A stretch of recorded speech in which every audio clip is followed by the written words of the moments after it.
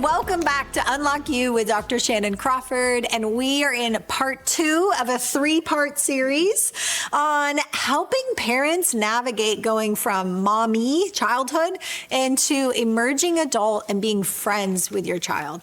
Kristen and her husband Ross have 6 kids, 4 biological, 2 adopted, and they have navigated so much, and so we have a lot to learn, and she's also one of our favorite therapists at Crawford Clinics. So we're going to jump in here and continue our conversation on being really solid at raising good, healthy humans that then you can be friends with them and enjoy all the work that you put into parenting.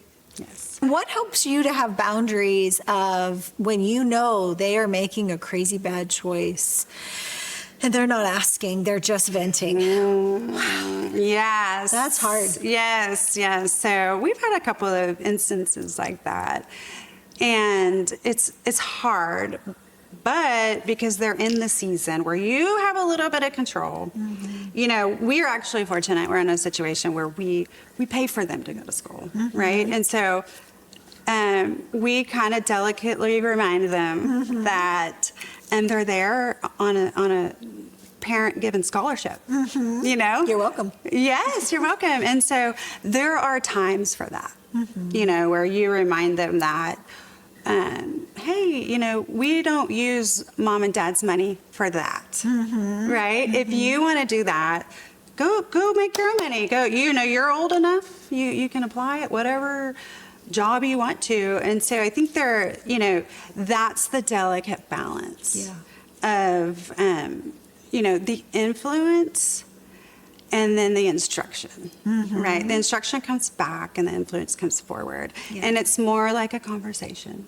Like, hey, you know, this is what it looks like to be respectful with mom and dad's money, right? And what you just did, what really wasn't respectful. And so what we would like to see is this. And then you move on. There's no grounding, there's no punishing, there's just, okay, right? Because you can't ground them and you can't punish them like you can't, right? And so I think starting to practice the letting go of the punishing and the letting go of the grounding and the, you know, and just using your words to really instill integrity in their choices, right? Because their choices reflect who they are as a person, right? And then going deeper, it also reflects who we are as a family, right? Good.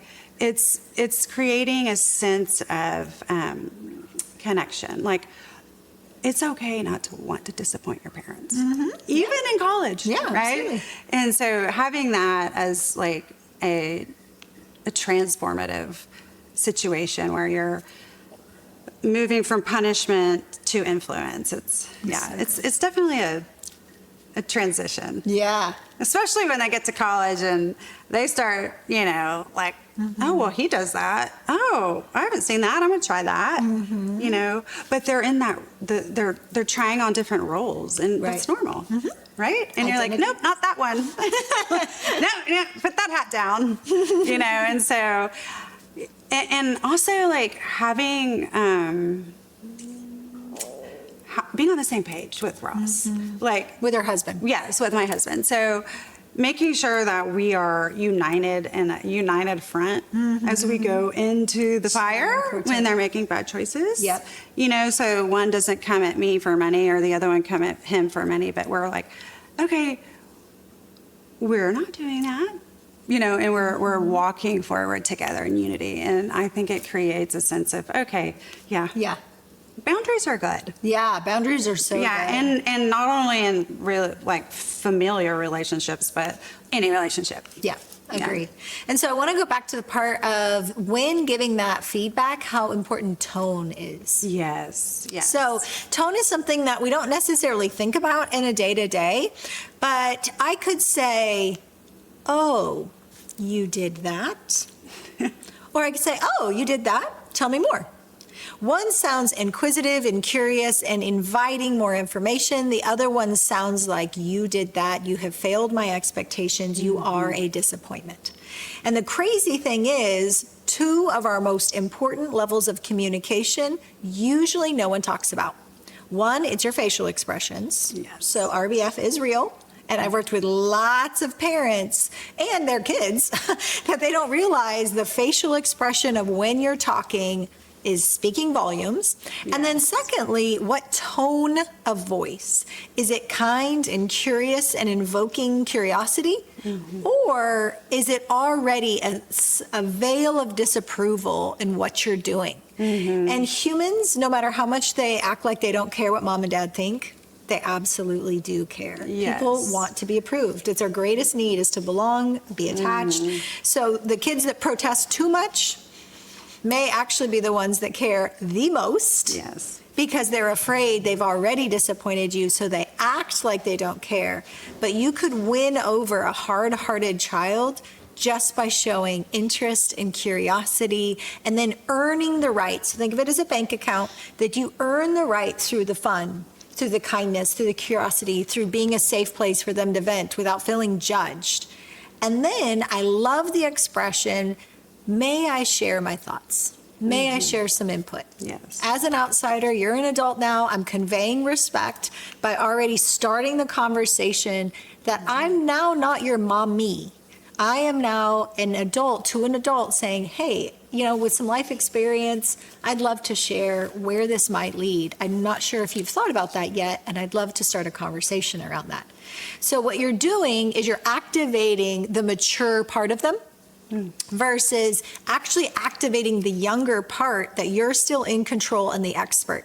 When you invite someone to say, I give you permission to speak into my life, you're calling forward the more mature part of their personality versus calling forward the rebellious, I am an adult, kind of like me saying, Mom, I've gotten through grad school without mommy. Like, thank you. Yeah. That evoked a younger, more immature version of me, and it didn't go well. Mm-hmm. On the other side, we also learned how to do a really great job of, hey, can I share some thoughts around that? And I would be like, oh, yes, thank you. I want your wisdom. I want your counsel, because it felt like a choice for me. Yeah. Versus it was being given without actually me getting a choice if I'm asking for it or not.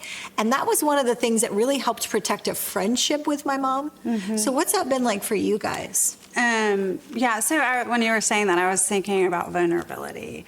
And there is a higher level of vulnerability with your adult children because they're out there in the world screwing up. They are, or, screwing up and making, doing well at the same time. Yeah, right? Exactly. You're like, oh my gosh, this is a roller coaster. Yeah. And you can come to the place where you're vulnerable with them. You're like, hey, something like that happened to me. Mm-hmm. It's a sweet spot for you to hand them the vulnerability. Yeah. I've been hurt too, and I made bad choices, and I just want you to know that, we're gonna get through this together, right? We're gonna really, really, really come together on this one, and we're gonna do all the things that we have to do. Yeah. Right. But the other part of that is the balance and the boundaries. Mm-hmm. So with vulnerability comes discernment. Mm-hmm. How much do I tell them about what I've done? Yeah. Right? Because you don't necessarily want to say this thing and give them the ticket to do it. Right. Right? Right. And so it's a delicate balance of vulnerability and discernment that goes with fostering that relationship and what that looks like, right? So I'm not, if I did something crazy in my past that they're doing right now, I may not tell them, hey, I've done that, because that's going to be their license to do it. Well, you did it and you turned out fine. Look at you. You're a stay-at-home mom, and, you and dad are have a great relationship, and all these, they'll be like, you're fine. Right? So I don't want to give them that ticket. Yeah. But I do want them to know, hey, I feel you. Yeah. And if there's something I've done that isn't the ticket, I'm going to talk to them about it. Yeah. I'm going to let them into my world a little bit more. Right. Right. And that's where you start the friendship. Right. When they're like, oh, I know that about my mom. And And I think hopefully they're not using it against me, right? Leverage, yeah, exactly. And I think there's an element of that of like, I don't feel like I have to hide my mistakes. Yes. Because you've done it too. We've both lived through it. And yes, there probably was a cost. Yeah. And I think at times it's okay to say, you know, I actually did make that choice. And that may not be your experience, but one of the costs that I experienced was X, Y, and Z. Yeah. I'm not saying that's going to happen to you because scare tactics don't work when the prefrontal cortex of your adolescent is not online. When their brain isn't developed, using scare tactics and fear, when they're watching all their peers do it all the time and it's on TV everywhere and it is all glamorized, do not be the stick in the mud parent that's only using fear tactics. Rather, when you listen, when you build empathy, when you equip your child with skills based on, hey, I know you make good choices, remind them, speak identity. Yes. And here's some ways that you might think through it. Let's sit down. I'm not going to tell you what I think you should do. Let's think through if you take this job versus this job. Or if you date this person or you don't date this person. Let's learn how to do critical reasoning skills as a family versus telling you what I think you should do and not do. And then now they're off on their own and they're very likely to replace an overly inserting parent with an overly inserted romantic partner, professor, friend group. You don't want your child being so susceptible to people telling them what to do and or rebelling against people telling them what to do. Teach critical reasoning. And that was something I think my parents did really well. You're going to encounter these situations. You have free will. You're your own person. We're not going to be there, nor is the safety net of high school where we were there to back you up. That's not going to be there. So let's think in advance, what are the stakes of those choices? What are the high ticket items that will actually truly influence your life? Not in a scare tactic way, but in a equipping them with the reality of what this generation is like. Yes. I'm not using a tone of condescending or control or fear. I'm using the implied message, you're smart, you make good choices. And the power of telling somebody you make good choices. This is what I know to be true about you. And also when they fail, reminding them, even though this happened, I still know that you make good choices. Yes. And let's get back up and let's be resilient. And this is how we do it.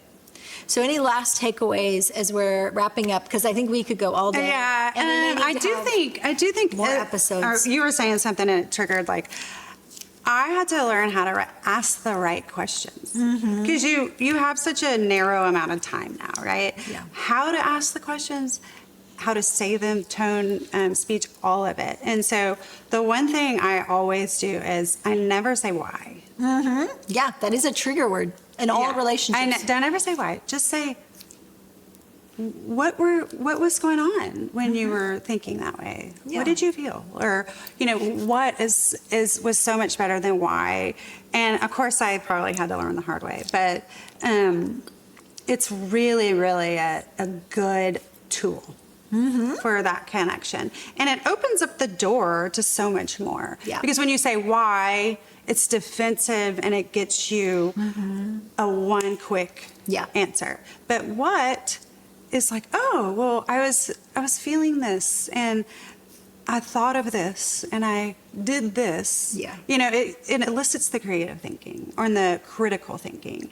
And one thing that Ross and I have always done really well is encourage our kids to ask questions. Yeah. Especially in this day and age when there are so many people trying to get to them. Yes. To influence them. Yeah. To make them think that what they think is truth. Right? And so asking questions and instilling them to ask questions, and there's also going to be the other side of that where they're going to ask you questions. And so those are the last little bitty takeaways from that, the transition into the adult friendship with your older children. Yeah. Yeah. It's so key. Yeah. And then for you, when you're working with families, what are the biggest things that you're like, man, I just wish parents knew that? Oh, that's a good question. I'm putting her on the spot, so give her a minute. Yeah, I would say let's find our connecting point. Yeah, exactly. Right? Every family is different. It looks different. Yeah. You know, it's a million different personalities and emotions coming together. And what is that connecting agent? Yeah. Right? Yeah. Let's build some love maps. Let's create connection. And not everything has to be so serious. Like, Right. you know, I want my clients to have fun, right? And, you know, we can do the hard work, right? We can go and work on our inner child. But I also want to create an environment where it creates, I want to work on this, right? I want to have fun with my family. Yeah. Like, it's worth it. Yeah. Right? Yeah. And so I would say, you know, find that agent, that connecting point, and then find a way to have fun. Yes. And lighten it up. Yeah.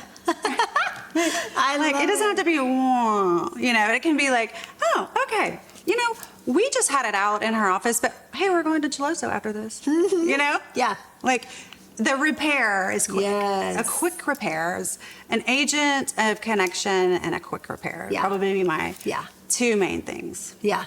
And ironically, I would say not being afraid of conflict. Yes. Because so many times as a family, it's like we just want everybody to play nice. I want everybody to get along. We are the dedicated peacekeepers and we don't want conflict. But ironically, there was a situation of a family I was working with, and I was working with the mom and daughter, and the mom was just like, literally, our daughter is making the craziest choices with boys and romantic situations right now and dating apps and all this stuff, and we don't even recognize her. And so they were trying to be so nice, so sweet, so loving and supportive and have no boundaries and just try to be the friend in a way that wasn't helpful. So that's why we've kind of talked about the balance of be a friend and high boundaries, invite them to think curiously. And so I encourage them to have that hard conversation, like, again, not why, but what. Yes. Hey, can you help me understand what's going on with your heart regarding dating? And so the girl, it didn't go well. She got upset because she wasn't used to people asking questions. She was used to being autonomous and kind of indulging parents who were permissive and let her do whatever she wanted, because parents are being indoctrinated that you shouldn't have boundaries and you should just be their friend and let everything just be kumbaya. And that was not helpful. She actually conveyed later, after she thought about it, she felt unloved and unsupported. By them not checking in, she was like almost pushing the boundaries so much, not realizing until she did some deep therapy, which obviously I recommend therapy, because she was making life choices that were not going well and hadn't reflected, and nobody had asked her questions, and she wasn't used to people asking questions. So her inner world was craving boundaries, craving someone to say, I love you enough, like, I'm not sure about the wisdom of these decisions. She actually had ended up getting raped along the way, but didn't realize it was rape. She had said no, but she kind of put herself in a position. So there was a lot going on that wasn't talked about because they were trying to be nice. And trying to be the nice, people-pleasing, peacekeeping family. While that seems good, it was actually allowing things to grow underneath. And the message her heart was taking is, you don't care enough to even ask me about where I was last night or what I was doing or who I was with. And the fact that somewhere inside, I know I didn't actually want that sexual encounter. And so for parents that we're in a generation of like, everybody is just their own person and we're supposed to magically accept that kids can make their own decisions at a very young age. Ironically, you do want them to start making decisions, but in the safety of family, in community, and asking questions, of it being fun. But also being willing to have hard conversations, willing to challenge, willing to be curious. And for her to have that conversation with her parents and her parents be like, oh my gosh, we were thinking we were doing the right thing. But I can see that by not leaning in, not asking hard questions, you were accidentally, even though it was the last intent that we were meaning, like that was actually telling you we didn't care. Yeah. And there's a lot of adolescents that their inner narrative is, my parents just don't even care. Like, especially kind of wealthy families, a lot of times their kids are like, I just don't even think my parents care or notice. Like, they're so busy with their career or their finances or their volunteerism or their church work or whatever they're doing out there. I don't even think they care. So going back to asking good questions, finding connecting points, having fun, and being willing to have hard conversations where there may be conflict, and you stay stable through the conflict. You work with Kristen Gatlin on family dynamics, and then truth emerges, and your young adult can make really good choices in the context of high boundaries, high love, and that safety in the frame that it creates. So if this resonates with you, just text Kristen, Kristen, to Crawford Clinics 817-601-5540, and she would be more than happy to provide a free, confidential, no obligation consult and see if this might be beneficial for your family for either counseling or family coaching. Thanks, guys, and we'll see you for the next episode. Bye.